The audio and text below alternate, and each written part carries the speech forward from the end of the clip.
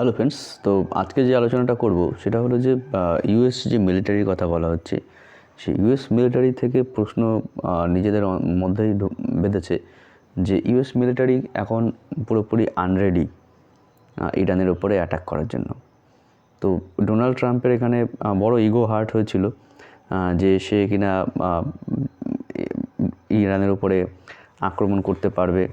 তো সেই জন্য বড় বড় রণতরী চীন সাগর, আরব সাগর এবং ইরানের আশেপাশে সমস্ত জায়গাতে কিন্তু পাঠিয়ে দিয়েছিল। কিন্তু বর্তমান সমস্যা হচ্ছে ইউএস মিলিটারির ভিতরে নিজেরাই বলছে তারা আনরেডি আছে ইউএসএ অ্যাটাক করার জন্য, ইরানে অ্যাটাক করার জন্য। কারণ কি, ইরান কিন্তু একটি বড় পাওয়ার।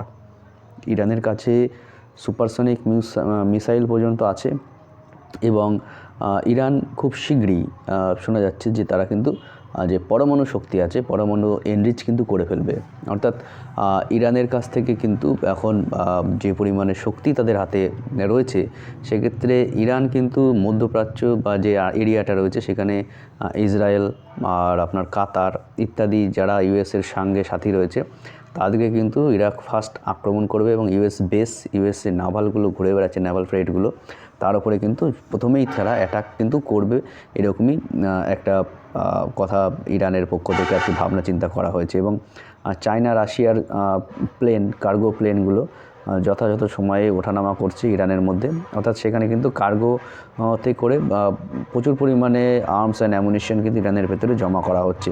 আর শোনা যাচ্ছে এমনকি S-400 পর্যন্ত সিস্টেম ইরানের মধ্যে চালু করা হয়েছে।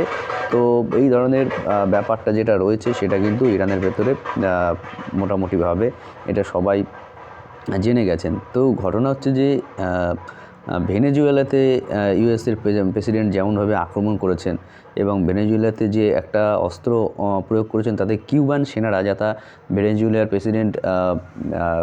প্রেসিডেন্টের বডিগার্ড ছিল, তাদেরকে কিন্তু এমন অস্ত্র প্রয়োগ করেছে তাদের প্রথমে কান দিয়ে রক্ত বেরিয়ে আসে, মুখ ফেটে যায়, তাদের মাথার ভেতরে যে ব্যালেন্স, সে ব্যালেন্স হারিয়ে যায় এবং শরীর পরবর্তীতে টুকরো টুকরো হয়ে যায়।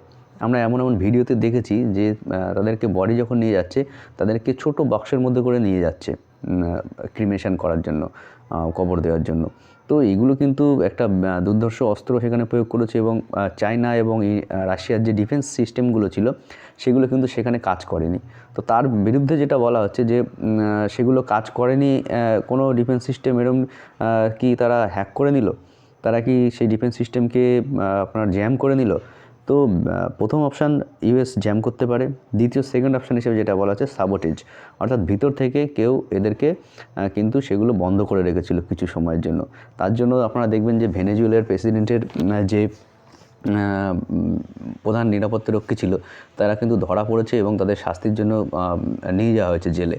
তো এই ধরনের নানা রকম সিস্টেম কিন্তু চলছে। তবে একটা যুদ্ধ পরিস্থিতি যে বর্তমানে রয়েছে, তার জন্যই কিন্তু সোনা বা রূপোর দাম এত পরিমাণে বেড়েছিল। যখনই যুদ্ধ, মার্কেটে আনসার্টেনিটি হবে, তখন কিন্তু সোনার রূপোর দাম অলরেডি পরিমাণে বাড়বে এবং গ্যাস প্রাইস, পেট্রোল প্রাইসের দামও বেড়েছিল। কিন্তু সমস্যা হলো ইউএস এবং ইউরোপিয়ান ইউনিয়ন রাশিয়ার সাথে তারা কিন্তু প্রাইস ক্যাপ লাগানোর চেষ্টা করেছে। প্রাইস ক্যাপটা কি?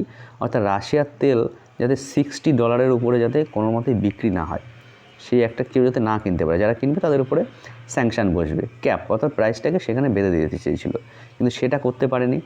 অর্থাৎ রাশিয়ার তেল কিন্তু ফ্ল্যাট হয়ে গেছে পুরোপুরিভাবে ইন্ডিয়ার মাধ্যমে। ইন্ডিয়া থেকেই আবার ইউরোপে কিনেছে ইউরোপিয়ান কান্ট্রিগুলো। এই জন্য ইউরোপিয়ান ইনফ্লেশনও তো আসেনি রাশিয়া ইউক্রেনের যুদ্ধের মধ্যে।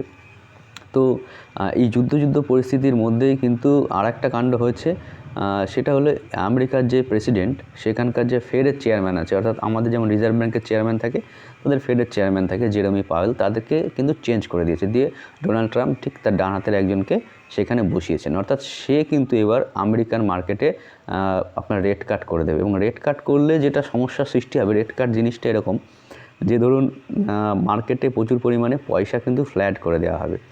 তার ফলে আমেরিকার মার্কেটে এমনিতেই কাজবাজ নেই, মার্কেটের অবস্থা খারাপ। তো সেখানে যদি আবার ডলার ছাপিয়ে সেখানে দেওয়া হয়, তো আমেরিকা এমনিতেই $33 ট্রিলিয়ন কিন্তু ঋণ নিয়ে বসে আছে। চায়না থেকেই বেশিরভাগ বন্ডটা আছে, তো চায়নাকে কিন্তু সেখানে শোধ দিতে হচ্ছে প্রতি মাসে। এবার যদি সে ডলার ছাপিয়ে আরও মার্কেটটাকে বাড়িয়ে ফেলে, তো ডলারের দাম নিশ্চিতভাবে পড়ে যাবে। এবং ডলারের দাম পড়ে গেলে তখন কিন্তু তারা আরও ইনফ্লেশনের সম্মুখীন হবে, অর্থাৎ তাদের মার্কেটে টাকা বেড়ে যাবে কিন্তু মার্কেটে মাল কিন্তু পাবে না, মালের দামও বেড়ে যাবে। তো একটা ইনফ্লেশন আসছে এবং এই ইনফ্লেশনটা যেটা বলা হয়, মার্কেটে মাল আছে, টাকাও আছে, মার্কেটের দামও বেড়ে গেছে, স্ট্যাগ ইনফ্লেশন। তো এই ইনফ্লেশন যদি বেড়ে যায় তো আমেরিকান মার্কেট কিন্তু কোলাপসের দিকে যেতে পারে। সো আমেরিকার হাতে কি এই কোলাপস থেকে বাঁচার জন্য তারা যে কোনো একটা কান্ট্রিকে কিন্তু দখল করে নেবে এবং যে কোনো কান্ট্রিকে দখল করে নিয়ে তার সোনা গয়না পেট্রোল ডিজেল যা আছে সব কিছু কিন্তু তারা বিক্রি করে দেবে সস্তা দামে, এবং সেগুলোই তাদের প্রসপার করবে, পরবর্তীতে সেগুলোই তাদের উন্নতির কাজে লাগবে। এগুলো কিন্তু অতীতেও হয়েছে এবং ভবিষ্যতেও এই যে সময়টা রয়েছে, বর্তমানের যে সময়টা রয়েছে, ক্রুশিয়াল টাইমের মধ্যে আমরা যাচ্ছি, এই সময়টাতেও কিন্তু এই ধরনের জিনিস হওয়ার সম্ভাবনা পুরোপুরিভাবে রয়েছে। তো বন্ধুরা, এই বিষয়টির উপরে আপনারা আরও ভবিষ্যতে জানতে পারবেন, যা যা হবে তার আপডেট আমি দেবো। তো কিন্তু এখানে একটা পরিস্থিতি কিন্তু তৈরি হয়েছে।